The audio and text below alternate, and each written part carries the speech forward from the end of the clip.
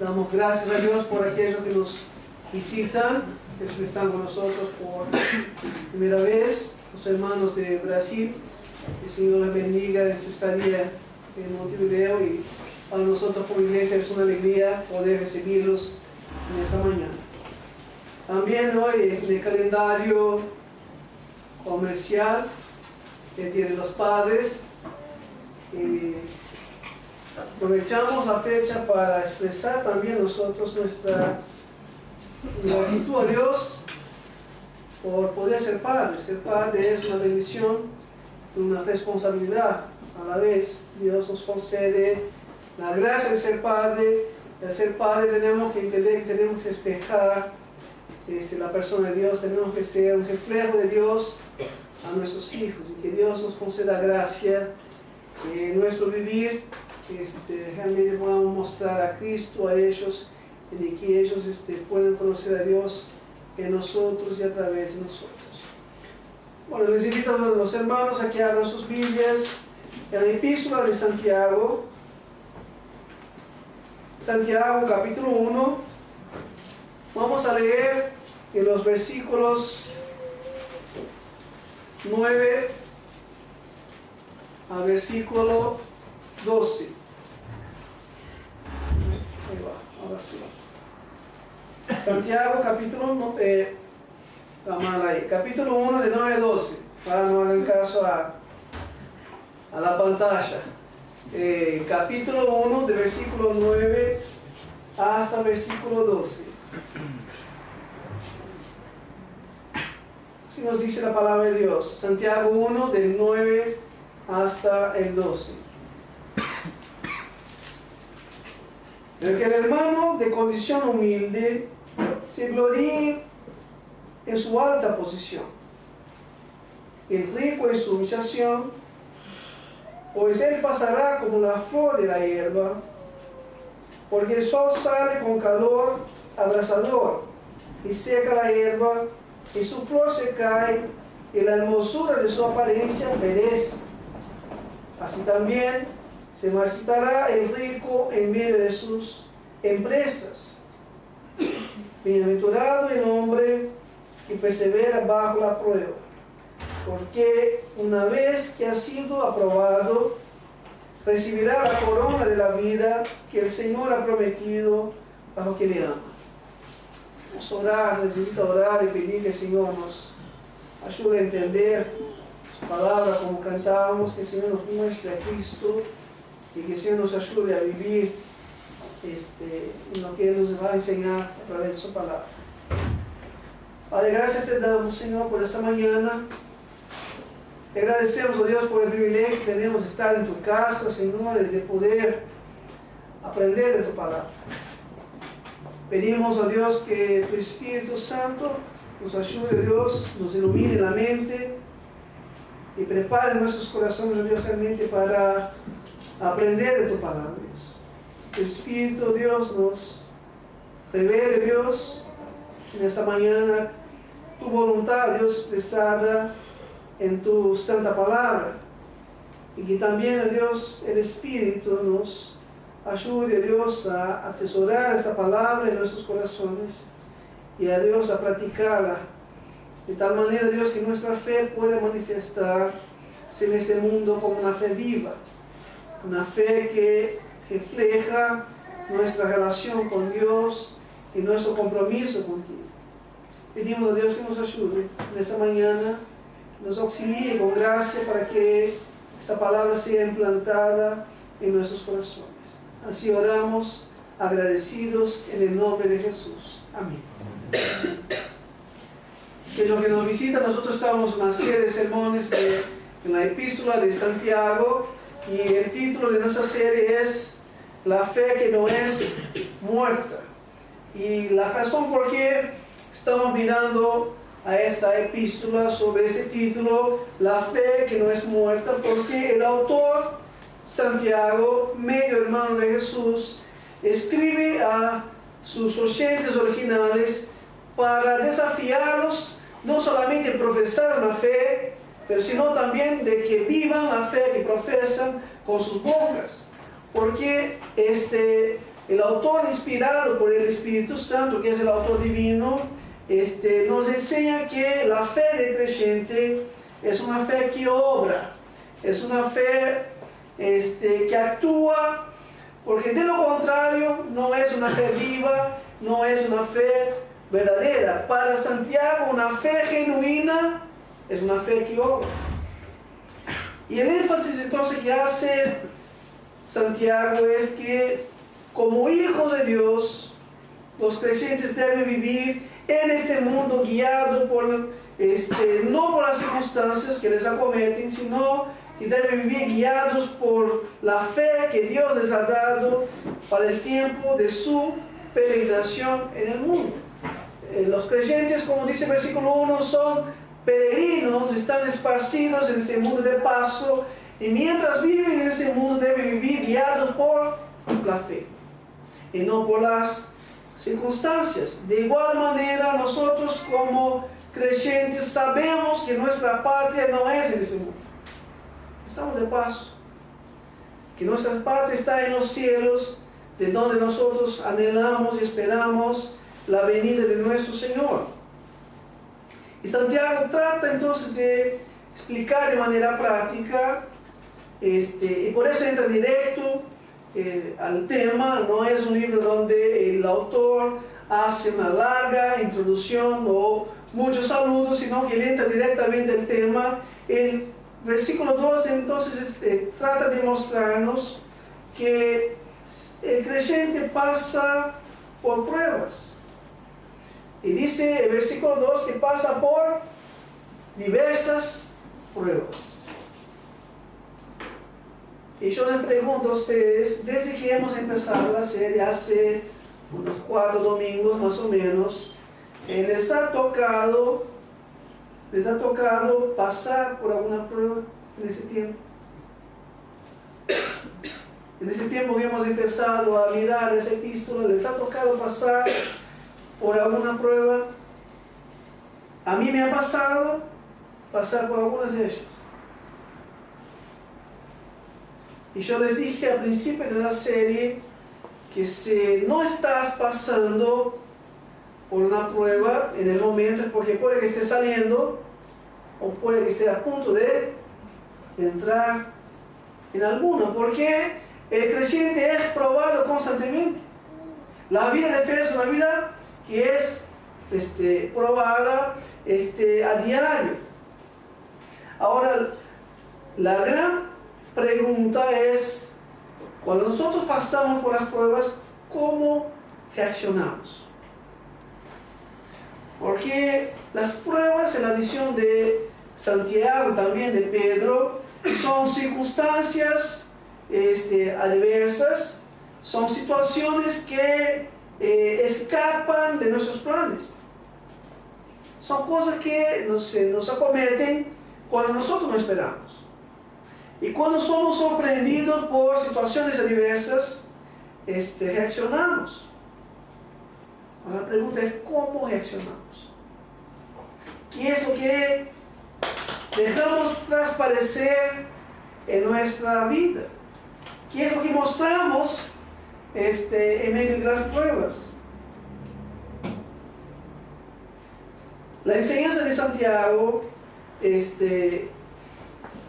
pasa a desafiar a los creyentes que pasan por ese mundo contaminado por el pecado, que ellos pasarán por pruebas, pero que en medio de las pruebas deben accionar con fe, con una fe que es viva, es decir, una fe que actúa en conformidad a la palabra de Dios, en conformidad a la voluntad de Dios. Que como hijo de Dios, Dios nos llama a vivir en ese mundo y a andar en conformidad a su voluntad y agradarlo en todo. Así que se espera que los creyentes por la fe, cuando pasen por las pruebas, puedan alegrarse en el Señor. Es una de las cosas que se espera de nosotros. Dice Santiago, tengan por sumo gozo en pasar por diversas pruebas. nosotros hemos visto que la alegría del creyente no está en la prueba en sí misma, sino que la alegría del creyente es que Dios no está ausente en las pruebas. Nos alegramos en las pruebas porque sabemos que Él nos acompaña en cada una de ellas y que Dios usará cada una de las pruebas para trabajar en nuestras vidas, para moldearnos. Y como dice el versículo 4, de que Dios usará las pruebas para hacernos creyentes maduros e íntegros. Es decir, pruebas son oportunidades para madurar. Son los contextos de pruebas. Si nosotros nos sometemos a la palabra de Dios, nos sometemos a las enseñanzas de la palabra de Dios, vamos creciendo. Y cuando se repiten pruebas en nuestras vidas, ya sabemos cómo reaccionar, porque hemos aprendido, hemos madurado, hemos progresado. Y este es el propósito de Dios, de que actuemos con madurez, con interés de corazón o con integridad, como dice el versículo 4. Y que no nos falte a nosotros ninguna virtud. Dice el versículo 4, que la paciencia tenga su perfecto resultado para que seáis perfectos y completos sin que os falte nada. Las circunstancias adversas de la vida vienen para llevarnos a crecer en madurez, que las virtudes de Cristo sean desarrolladas en nuestras vidas. Vimos también que otro propósito de las pruebas es hacernos crecer en sabiduría. Versículo 5 hasta el 8, lo que vimos hace 2 semanas. Las pruebas revelan que nosotros necesitamos sabiduría para poder actuar en las circunstancias más adversas que pasamos. Y también aprendimos que esa sabiduría que necesitamos nosotros es aplicar los conocimientos de las Escrituras en mi proceder. Cuando pasamos por esas circunstancias de la vida, necesitamos aplicar lo que aprendemos la palabra en medio de esas circunstancias, y así nosotros crecemos en sabiduría. El sabio en la Escritura no es el que tiene conocimiento, sino que el sabio es el que tiene conocimiento y lo aplica y lo pone en práctica en su vida diaria. El tipo de sabiduría que necesitamos la encontramos en Dios. Por eso Santiago nos insta a pedirle ¿a quién? A Dios. Si alguno necesita sabiduría, pídale a Dios, porque Dios es la fuente de sabiduría. De Él procede toda sabiduría y por lo tanto debemos pedirle al Señor. Y con eso aprendemos que no es natural en nosotros la sabiduría.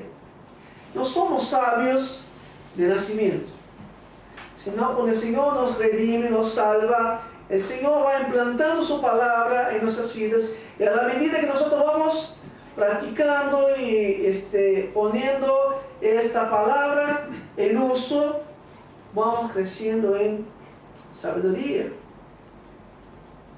Por eso la fe nos lleva a una vida de dependencia de Dios, nos lleva a buscarlo para que Él nos capacite a andar en conformidad con su voluntad. Es Dios quien nos capacita a conocer y también a poner en práctica su palabra. Y en esta búsqueda debemos confiar y creer que la sabiduría procede de Él y que Él le da a sus hijos. Y por eso debemos en nuestra búsqueda no dudar, sino debemos ser constantes en nuestra dependencia de Dios. Y los versículos que hemos leído esta mañana el autor nos va a mostrar situaciones en las cuales los creyentes son probados. Situaciones donde él exhorta a los creyentes a que procedan como personas de fe. De que ellos no tengan la mirada en las circunstancias que están viviendo, sino que tengan la mirada más allá, es decir, en la meta final, lo que va a llamar en el versículo 9 en la corona de la vida. Lo que hace Santiago en los versículos 9, 10 y 11 es contrastar cómo debe vivir un creyente pobre y un creyente rico. Y al final lo que va a mostrarnos es que el comportamiento de ellos no es diferente. Tanto el creyente pobre cuanto el creyente rico tiene que andar por fe. Tiene que manifestar una fe que obra, una fe que es genuina y verdadera. Pues cada uno es llamado a andar por la fe que ha recibido en Cristo Jesús y no a vivir con los ojos en las circunstancias que está viviendo en el momento. En la introducción de la serie nosotros vimos que los primeros oyentes eran judíos y se habían convertido a Cristo. Y esos judíos habían sido esparcidos, como nos dice el versículo 1, en la dispersión, posiblemente al norte de la Palestina, y en lo que sería hoy la Siria, y fueron esparcidos por causa de una persecución que vino sobre la iglesia. Posiblemente es la persecución mencionada en el libro de Hechos, capítulo 8. Por lo tanto, ellos son forzados a dejar sus hogares, son forzados a dejar sus bienes para atrás y ahora a partir de una tierra que no era la tierra de ellos. Y muchos de ellos no pudieron llevar nada con ellos. Dejaron todo atrás, las casas, los bienes, los campos. Por lo tanto, la mayoría de esos creyentes venían de una condición social baja, o como dice el versículo 9, de una condición humilde. Pero es posible también que algunos de ellos pudieran llevar algunas monedas, algunos de sus denarios, algunas de las monedas que ellos habían juntado con ellos, y en esta tierra ahora donde ellos estaban esparcidos, hicieron uso de esos recursos y ellos empezaron un negocio y ahora estaban teniendo una condición de vida buena. Tenían recursos, tenían una buena vida porque trabajaron, los recursos que tenían y ahora tenían una condición social mejor que el primer grupo que es mencionado por Santiago.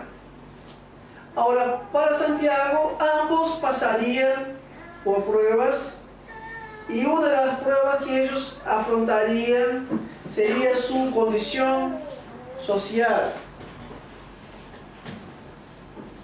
Y podemos preguntarnos en esta mañana si la condición social, si la condición económica puede ser una prueba en la vida del creyente. La pregunta que hacemos es: ¿la condición económica puede ser una prueba en la vida del creyente? O podemos preguntar: ¿es mi actitud la misma cuando yo tengo mis necesidades suplidas y cuando paso por tiempos de escasez? ¿Las actitudes son las mismas cuando estoy en tiempo de escasez o cuando estoy en tiempo de abundancia de recursos?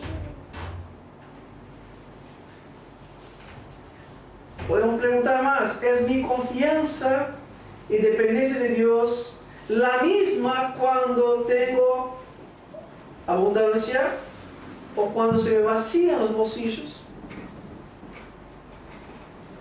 ¿O cuál debe ser mi proceder en la vida de fe, sea cual sea la circunstancia que yo estoy viviendo?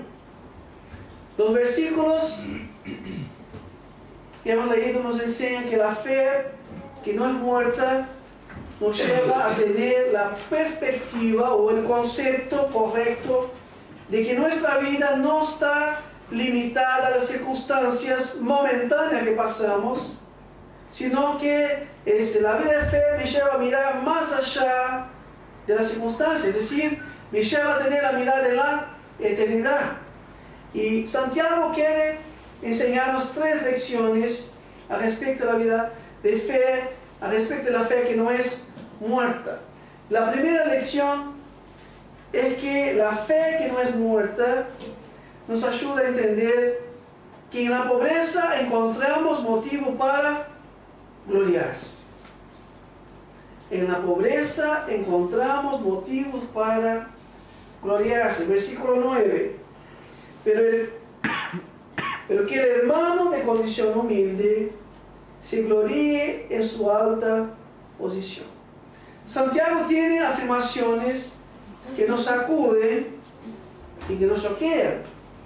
Santiago primero nos dice que debemos alegrarnos, tener los motivos de sumo gozo en pasar por varias pruebas.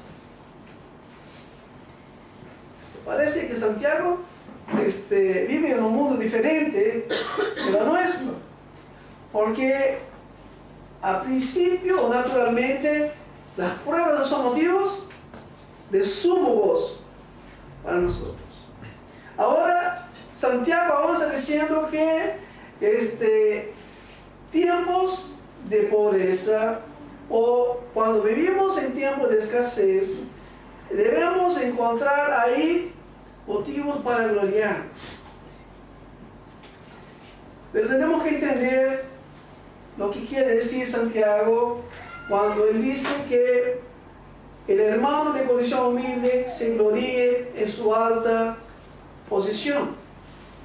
Si nosotros no entendemos, vamos a sacar conclusiones equivocadas de lo que quiere decir Santiago. Primero debemos entender que la enseñanza del texto está relacionada con las pruebas.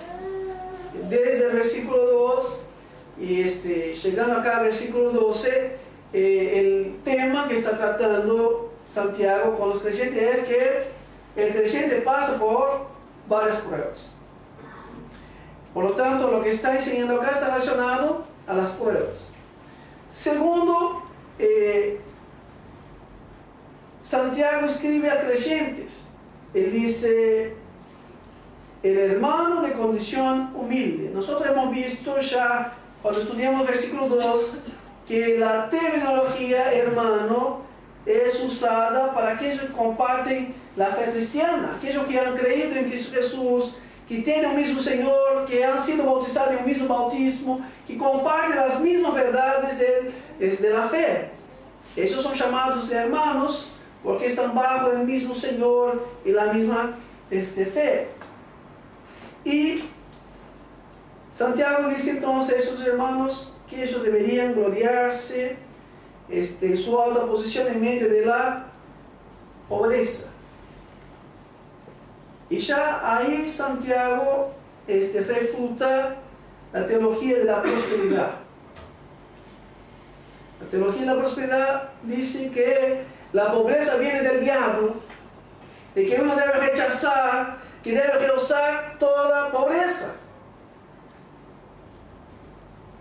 Y Santiago está diciendo que el hermano de condición humilde debe gloriarse en su alta posición. Lo que Santiago nos enseña es que creyentes pueden vivir en situación de pobreza. Santiago dice que la teología de la prosperidad no es la teología de Dios. Por eso él dice el hermano de humilde condición. La expresión humilde condición que encontramos en nuestras Biblias viene de la palabra griega tapenos, que hace referencia a la condición social. O sea, esta palabra griega sería mejor traducida, el hermano de condición social o de baja condición social. O, en buen criollo, el hermano pobre. El hermano pobre se gloríe en su alta posición. Santiago enseña que el hecho de que uno haya sido salvado por la gracia de Dios no significa necesariamente que tendrá una vida próspera o rica en este mundo. Si sos creyente y pensás que Dios está obligado a darte prosperidad, riqueza, está equivocado. Puede ser que Dios te dé, que lo haga, pero Dios no está obligado y muchas veces no hará. Y ese es el contexto que estaban pasando algunos hermanos. Estaban pasando por una situación de pobreza. Y la Escritura nos advierte de que esto pasa a los creyentes. Y de que los creyentes no deben preocuparse en el sentido de que esto sea una señal de que uno no tiene favor de Dios. O que su corazón debe buscar las riquezas. Al revés, la Biblia nos advierte que la búsqueda por riqueza puede ser una trampa en la vida del creyente. Pablo, escribiendo la epístola de Timoteo capítulo 6 versículo 10, dice: porque la raíz de todos los males es el amor al dinero, por el cual codiciando algunos se extraviaron de la fe y se torturaron con muchos dolores. La Biblia nos enseña que debemos aprender las circunstancias. Y cuando pasamos por circunstancias de escasez, es momento de aprender a gloriarnos en el Señor, o gloriarnos en aquello que el Señor nos ha concedido por su gracia. Santiago no está enseñando acá un conformismo con la pobreza. La Biblia dice que debemos trabajar para tener, para proveer para nuestras necesidades y para poder ayudar a otros. Esta es una enseñanza bíblica que debemos trabajar. Y en este trabajo puede ser que tengamos un éxito financiero, puede ser que tengamos lo suficiente para comer y vestirnos. Pero independiente de las circunstancias debe haber un contentamiento, sea que tengamos lo suficiente o sea que tengamos en abundancia. Eso es lo que dice el apóstol Pablo: si tenemos que comer y con qué cubrirnos, con eso estemos contentos. Pero los que quieren enriquecerse caen en tentación, en lazo y en muchos deseos necios y dañosos que hunden a los hombres en la ruina y en la perdición. Cuando la riqueza es un fin en sí misma, la Biblia nos enseña que es una trampa. Cuando uno tiene como meta en la vida ser rico y es eso lo que persigue, será una trampa en su vida. No sé si les ha pasado a ustedes, pero yo ya he deseado ser rico. Y a veces sigo teniendo la misma tentación. A veces pienso que si yo tuviera más plata, yo pudiera hacer más para el Señor, sería más feliz. Pero ese es el engañoso de mi corazón. Yo tengo que estar agradecido, tengo que estar contento, tengo que vivir de lo que el Señor me da, trabajando, sí.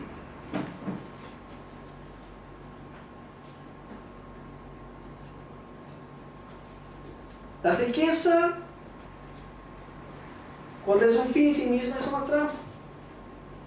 Por eso el hermano que está pasando por una situación de baja condición económica debe gloriarse, no en la pobreza.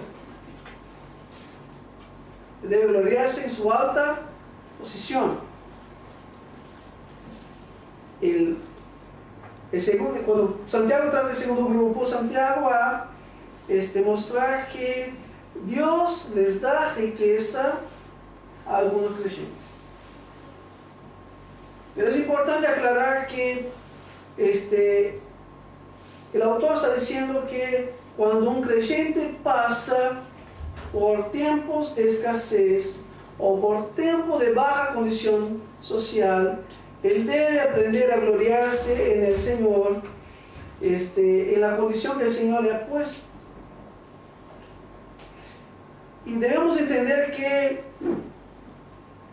pobreza y humildad no es la misma cosa. A veces nosotros cuando hablamos de pobre decimos, esta persona es muy humilde, ¿verdad? Pero no es la misma cosa. Pobreza y humildad no es la misma cosa. Hay pobres que son tremendamente arrogantes, orgullosos. La humildad en la Escritura es una virtud cristiana que nos lleva a entender nuestra condición de lo de Dios. Por eso Jesús dice, bienaventurados los pobres de corazón. Porque son personas que reconocen su real condición delante de Dios. Esto es ser humilde delante de Dios. Por lo tanto, ser pobre no es necesariamente ser humilde. Ahora, ¿por qué Santiago escribe esta exhortación a los pobres? Porque él quiere animar a los que pasaban por circunstancia social de pobreza. Cuando nosotros pasamos por tiempos donde las economías están complicadas, muchas veces nos desanimamos, ¿verdad? O por lo menos algunas personas se desaniman. Las cuentas no paran de llegar. Pero muchas veces los recursos no alcanzan. Y puede ser que uno en medio de estas circunstancias se desanime. Y en ese caso esos hermanos estaban lejos de su país, lejos de sus parientes. Y ciertamente pasar por una condición social baja podría desanimarse. Y no es muy diferente de lo que encontramos en nuestros días. Nosotros vamos a mirar en el capítulo 2 que cuando pasamos por tiempos de escasez pensamos que no somos dignos, o pensamos que la dignidad está relacionada a la riqueza. El capítulo 2 va a decir que tenemos esa tendencia de relacionar dignidad con riqueza. Santiago lo pone de manera bien práctica. Dice, cuando una persona con un anillo grande, bien vestida, llega a la iglesia, era tratada de una manera diferente de la del pobre. Y eso lo hacemos nosotros también muchas veces en nuestro proceder. Tratamos con honor a los ricos y a veces menospreciamos a los pobres. Ustedes pueden decir, no, pastor, yo no hago esas cosas. Pero cuando nosotros pasamos cerca de una persona bien vestida, limpia y perfumada, no tenemos ningún problema. Pero cuando pasamos por cerca de una persona sucia, con ropas medio rotas, no tenemos la misma actitud. A veces nos alejamos, nos desviamos.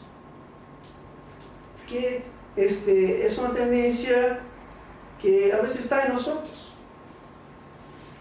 Y Santiago quiere animar a aquellos hermanos, porque ellos podrían sufrir este tipo de trato por parte de hermanos en la iglesia. pero también podrían sufrir por parte de la sociedad. Nosotros vivimos en un mundo que valora la riqueza y la buena apariencia. ¿Por qué nuestros hijos quieren andar bien vestidos? Quieren tener los championes que tienen los demás. Por lo menos en mi casa a veces pasa. Quizás ustedes no tienen esos problemas. Quieren tener el celular que tienen los demás.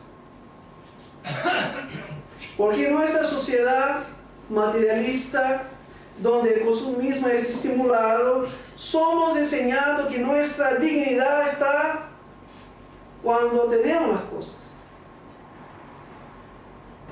En nuestra sociedad, ser pobre es malo. Y por eso los diferentes movimientos sociales quieren erradicar la pobreza. Como no puede erradicar la pobreza, intenta erradicar a los pobres, eliminar a los pobres. ¿Pero por qué? Porque somos enseñados de que ser pobre es algo malo. Si no sos nada si no tenés plata. Y en aquellos días también había la misma tendencia de que la dignidad fuera medida por las posesiones. Pero Santiago escribe al creyente exhortándole que en lugar de lamentar su condición desfavorable en el momento, él debería más bien ver la alta condición a la cual Dios le había elevado. Santiago dice al creyente de baja condición social de que se gloríe en su alta posición. Es decir, que el creyente debería tener los ojos en la posición que Dios le había dado en Cristo Jesús. Que ahora Él es hijo de Dios. Y como hijo de Dios, es heredero y coheredero con Cristo. Que las riquezas que provienen de la persona de Cristo, de la obra de Cristo, son nuestras. Tenemos una condición que gozamos delante de Dios, que es gozar del favor de Dios. No estamos bajo la ira de Dios, no estamos bajo la condenación. Nuestra situación económica puede cambiar.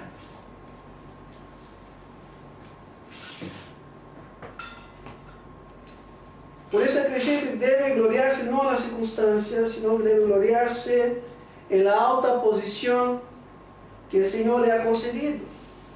Gloriarse en la exaltación, en la alta posición, es gloriarse en la condición de honra y gloria que Dios le ha concedido.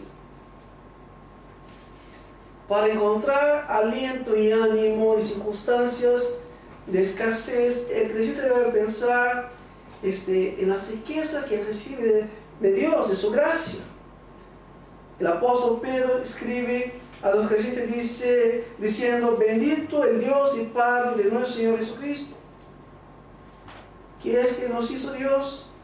Dice que según su gran misericordia nos hizo renacer para una esperanza viva por la resurrección de Jesucristo de los muertos, para una herencia incorruptible, incontaminada, inmarcesible, reservada en los cielos para vosotros que sois guardados por el poder de Dios mediante la fe para alcanzar la salvación que está preparada para ser manifestada en el tiempo postrero, en lo cual vosotros os alegráis.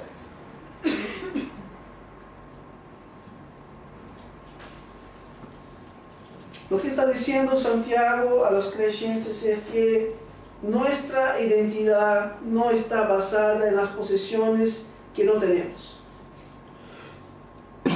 No es porque no tenemos posesiones que no tenemos dignidad, sino que nosotros tenemos dignidad porque tenemos a Cristo. El que siendo rico se hizo pobre por amor de nosotros. Tanto Santiago como su hermano Jesús no eran personas de posesiones. Nosotros sabemos la historia de Jesús. Nació de manera humilde, creció en una zona menospreciada. ¿Puede venir algo bueno de Nazaret? Su padre era un hombre de una profesión, de una carrera que hacían los pobres, carpintero. No es Jesús, hijo de carpintero. Y Jesús dijo, el Hijo del Hombre no tiene dónde reclinar la cabeza. Y vivió de manera humilde, enseñándonos a nosotros también cómo debemos vivir. Confiados en el Señor, porque así como el Señor cuida las plantas, los pájaros, así también el Señor nos cuidará a nosotros. Lo que trae dignidad al creyente no es tener posesiones, sino es tener el favor de Dios y su cuidado. El creyente no se gloría en la pobreza. La Biblia no nos llama al conformismo. No es que, bueno, entonces vamos a ser todos pobres. La Biblia nos enseña a trabajar, nos enseña a depender de Dios, nos enseña a vivir de lo que Dios nos da. Y a estar contento en toda y cualquier situación. Pero nuestra gloria, nuestra dignidad, nuestra alegría, no está en las circunstancias, no está en las posesiones, sino que está en la posición a la cual la gracia de Dios nos ha atribuido. Por eso, Santiago exhorta a los creyentes a gloriarse en la posición que el Señor le ha dado en Cristo Jesús. Por eso, hermanos, la fe que tenemos nosotros nos ayuda a tener esta actitud en tiempos de escasez, en tiempos de limitaciones económicas. ¿Cuál es tu actitud?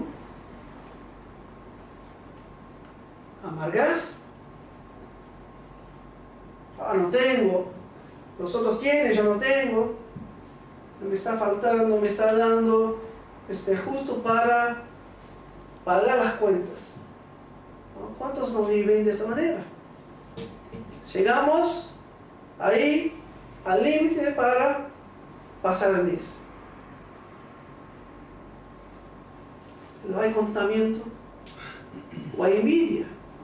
Hay muchos que envidian lo que tienen los demás. Y hay otros que en circunstancias de pobreza usan recursos pecaminosos para adquirir lo que no tienen. Santiago enseña que el pobre es tentado en su pobreza, o es probado en su pobreza, muchas veces a dedicarse a la búsqueda de riqueza. O puede ser tentado a sentirse descuidado por Dios debido a su pobreza. Dios se olvidó de mí. Pero Santiago le dice al creyente que él debe centrarse en sus riquezas espirituales en Cristo. Juan Calvino, comentando, él dijo: aquellos que no tienen la perspectiva correcta del amor de Dios por sí, considerará todas las demás cosas como sin valor. Aquellos que tienen la perspectiva correcta del amor de Dios por sí, considerará todas las demás cosas como sin valor. Ni la pobreza, ni el hambre, ni desnudez le hará ansioso. Él se sostendrá con esta consolación. Cuando nosotros entendemos el amor de Dios por nosotros, su cuidado, y entendemos el favor de Dios sobre nosotros, vamos a encontrar motivo en que gloriarnos. Nuestra gloria, nuestra dignidad no estarán en las posesiones que no tenemos. La segunda lección que viene de Santiago, a versículos 10 y 11, dice: el rico en su humillación, pues él pasará como la flor de la hierba, porque el sol que sale con calor abrasador y seca la hierba, y su flor se cae, y la hermosura de su apariencia perece. Así también se marchitará el rico en medio de sus empresas. La segunda lección de Santiago es que la fe que no es muerta nos ayuda a entender que ser rico es motivo de humillación. Ser pobre es motivo de gloriarse. Y ser rico es motivo de humillación. Así como hay creyentes pobres que pasan por días de limitaciones en sus finanzas, así también hay creyentes ricos. La Biblia nos muestra a Abraham, tenía tantas posesiones que llegó un momento de haber conflicto con su sobrino, ¿se acuerdan? El sobrino se fue por un lado y él se quedó por otro. El rey David tuvo muchas riquezas. La Biblia dice que Dios le dio a Salomón sabiduría y riquezas. La Biblia dice que había un hombre rico llamado José de Arimatea, el que da la sepultura para ese Jesús. La Biblia nos dice que había un hombre llamado Zaqueo, que era rico y se hizo más rico de una manera ilícita. Pero cuando el Señor le alcanza, devuelve todo lo que había adquirido de manera ilícita y otras veces más. Pero la verdad es que Dios en su soberanía y gracia actúa siempre en conformidad a su voluntad, como a Él le place. Y muchas veces Dios en su voluntad soberana concede a algunos creyentes el tener mucho más de lo que necesitan. Es decir, Dios en su gracia y en su soberanía concede a algunos creyentes tener riqueza. Porque la riqueza en sí no es mala, dependiendo de su procedencia, dependiendo del uso que se hace, no es mala. Cuando Dios le da la riqueza a una persona y la tiene de manera honesta, es una bendición. Y si hace bien un buen uso, también es una bendición. Pero Santiago hace una exhortación porque tener riqueza también es una prueba.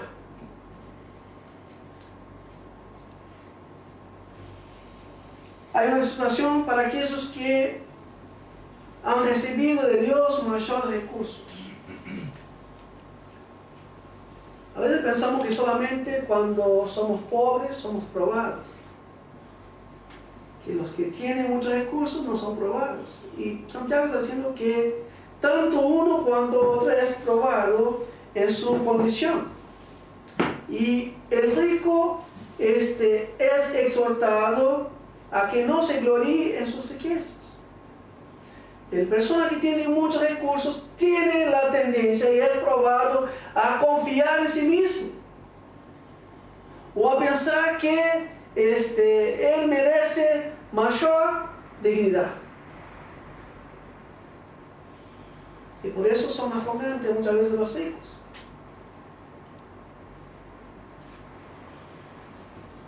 Por eso Santiago exhorta que no se gloríe en sus riquezas, de que no confíe en sus bienes y que no se olvide de su Dios.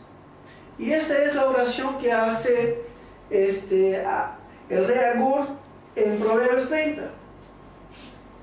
Él dice: vanidad y palabra mentirosa parte de mí.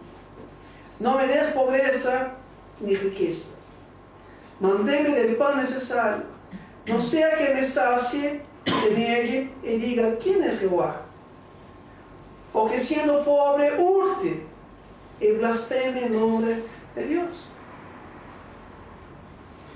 Diferentes condiciones sociales pueden ser y son muchas veces tiempos de pruebas.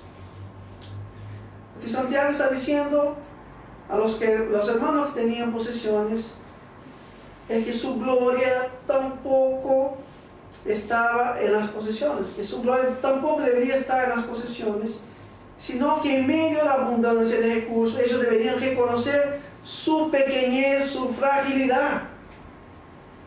Santiago quiere que ellos entiendan que la riqueza no les concedería un estatus más elevado delante de Dios que la tenían los pobres.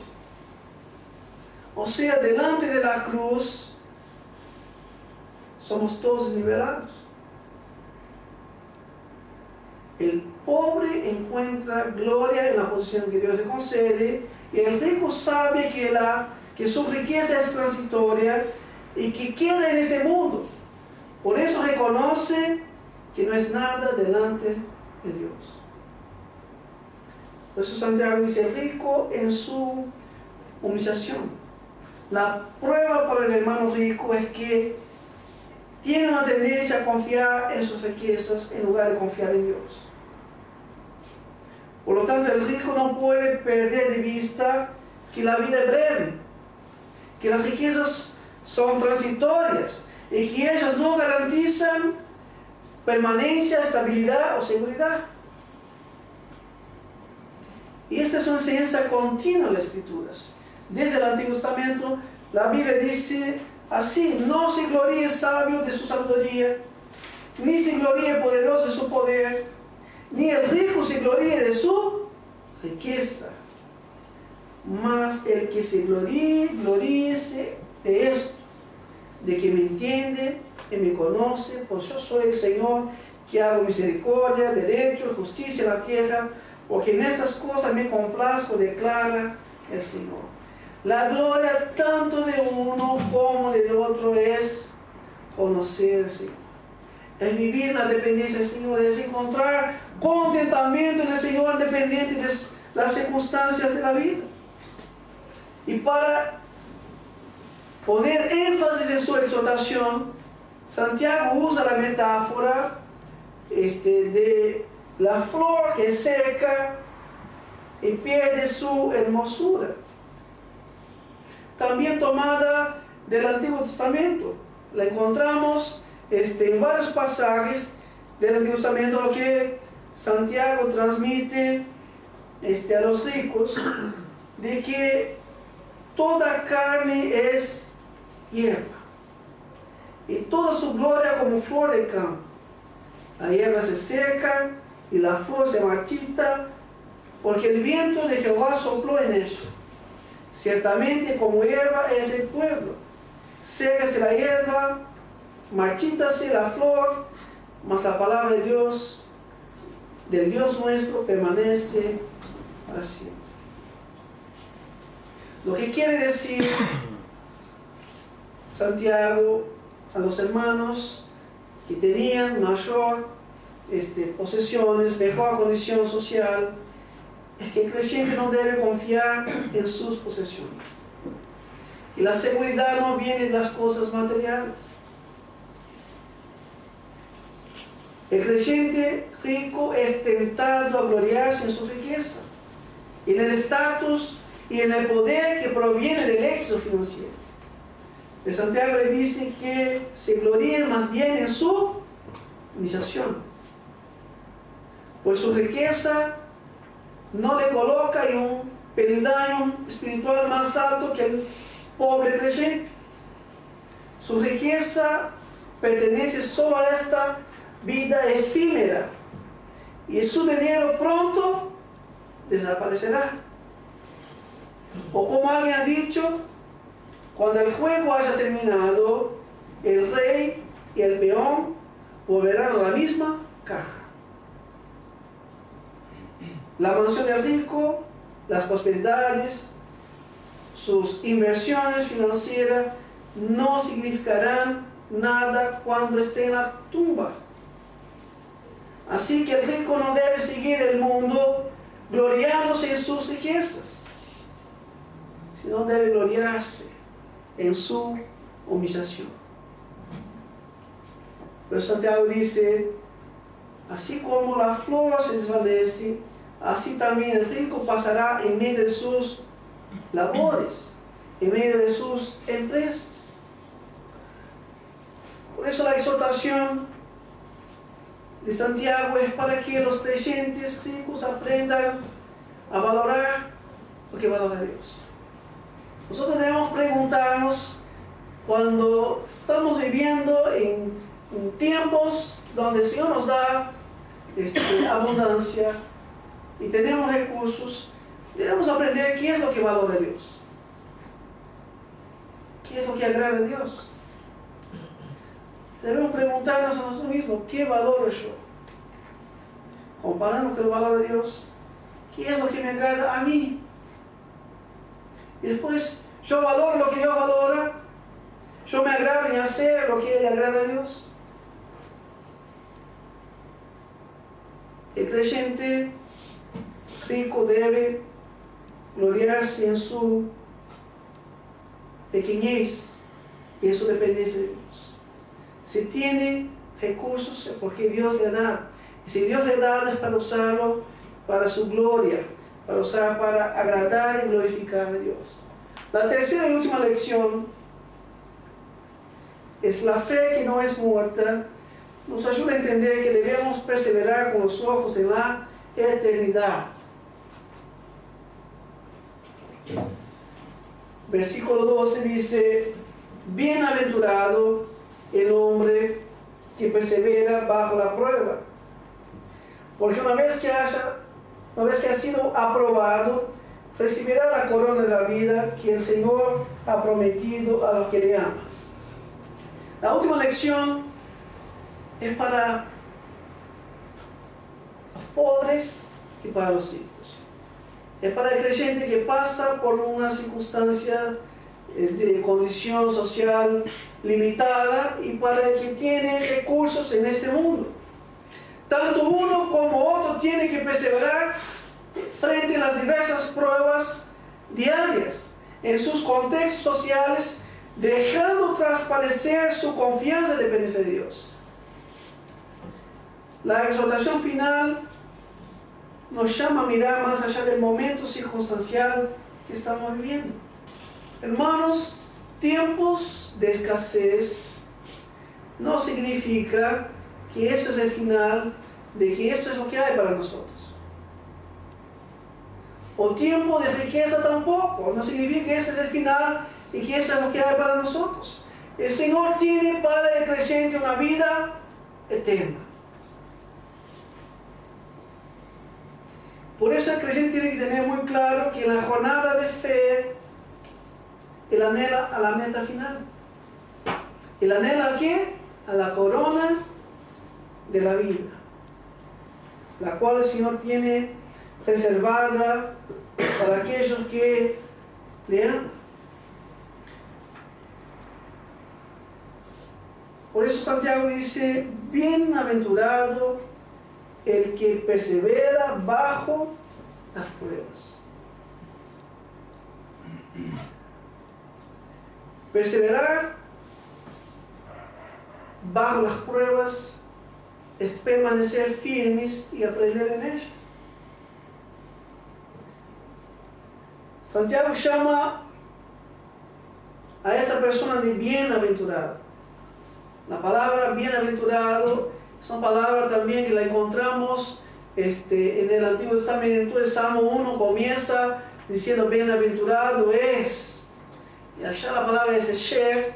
Y aquí la palabra encontrada en el Sermón del Monte. Cuando Jesús comienza a enseñar, hay una serie de afirmaciones de Jesús que dice: bienaventurado es.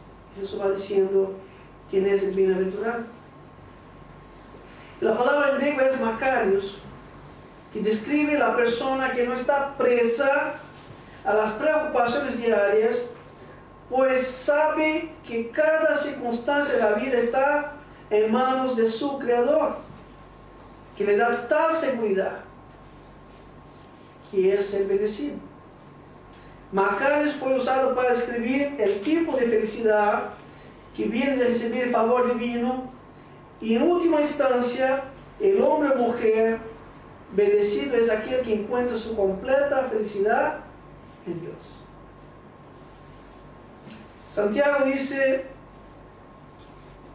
que bienaventurado es aquel que persevera bajo la prueba.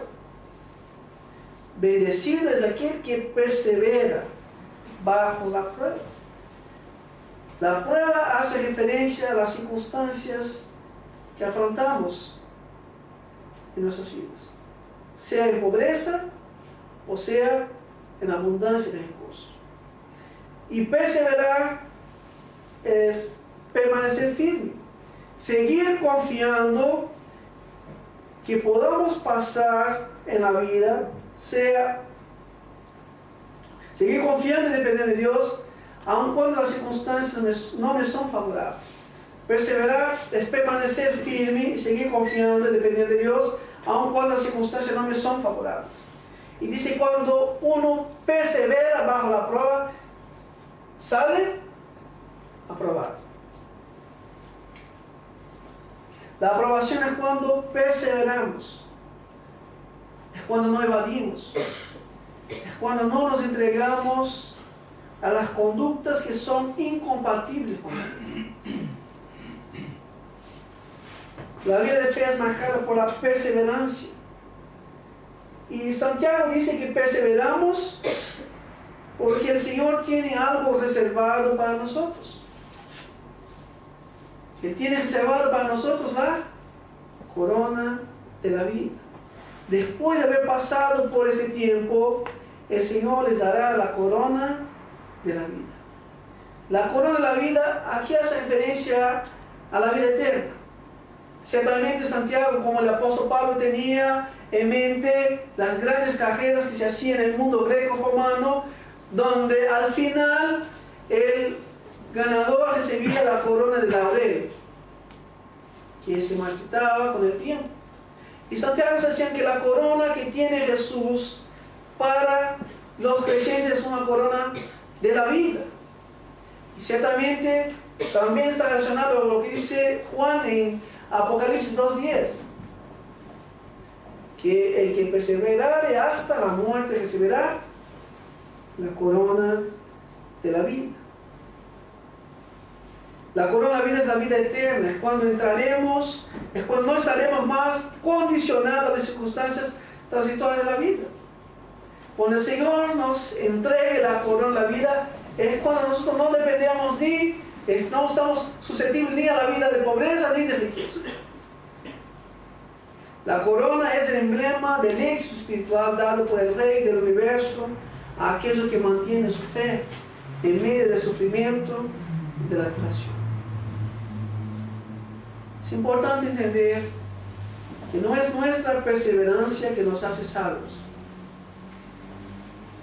No es que el Señor nos dará la corona de la vida porque nosotros hemos perseverado, sino que nuestra convicción de salvación y nuestro amor al Señor es que nos ayuda en nuestra perseverancia. Es porque Él nos ha salvado, es porque Él nos ha amado y es porque Él nos ha dado todo lo necesario. Nosotros perseveramos. Saber que el Señor tiene reservado para nosotros la vida eterna nos motiva a amar. Él tiene la corona de la vida reservada para aquellos que le aman.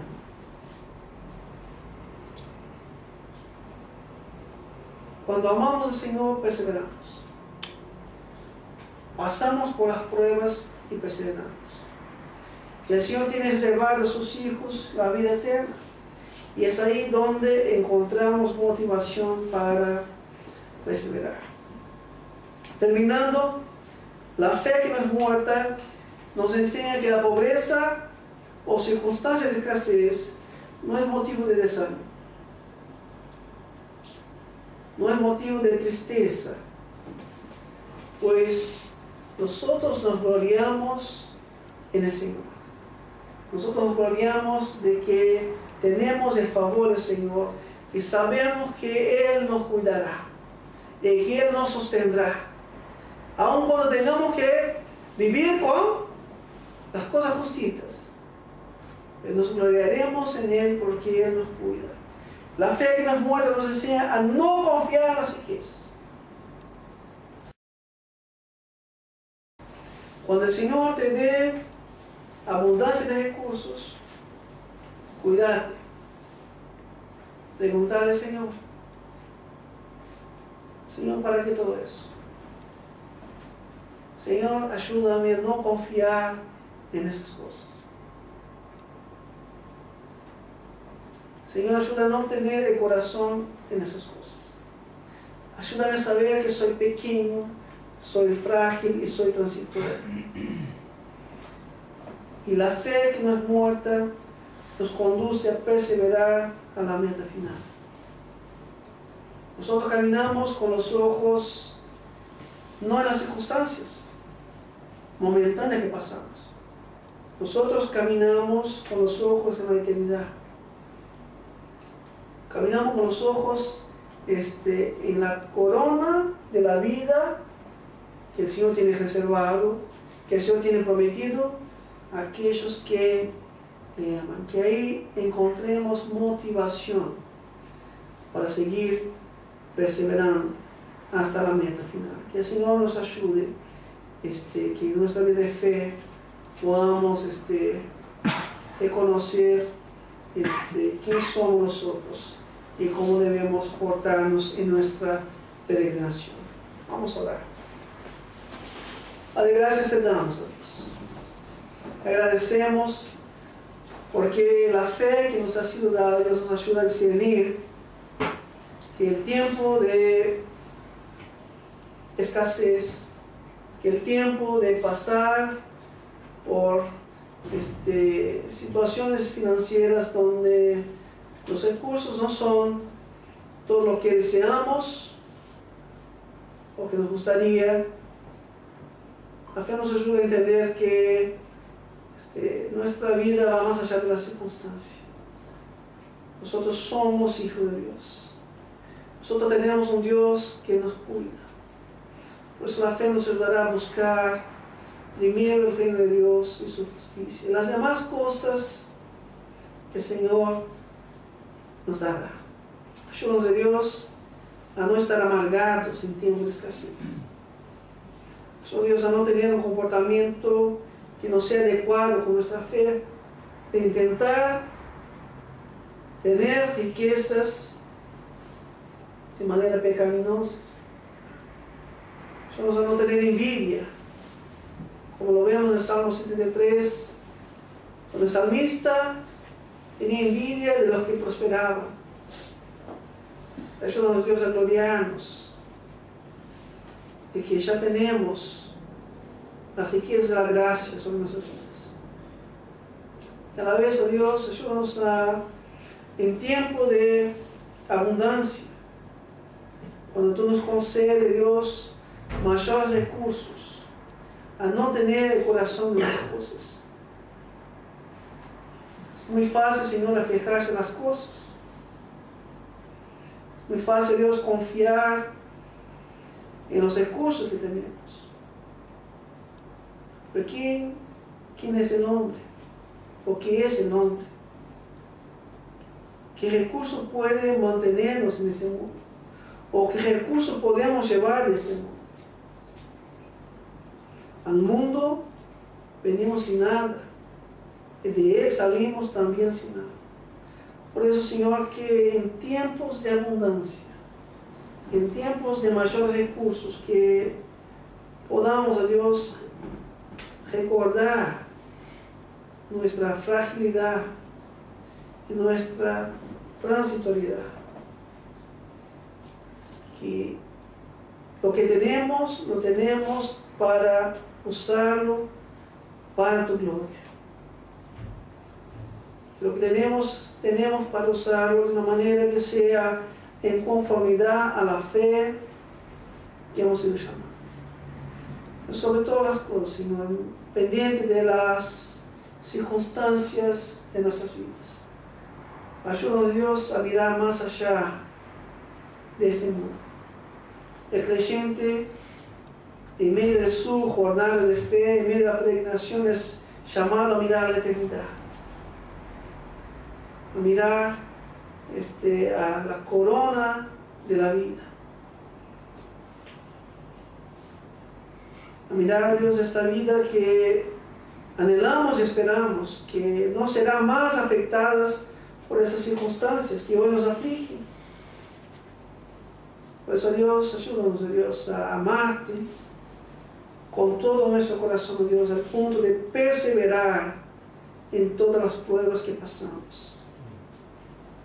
Pedimos tu bendición sobre nosotros, Dios, y te agradecemos porque en medio de las pruebas, Dios, tú siempre nos acompañas. Y tú usarás, Dios, todas ellas para producir en nosotros el carácter de Cristo. Por eso te agradecemos, oramos en su nombre. Amén.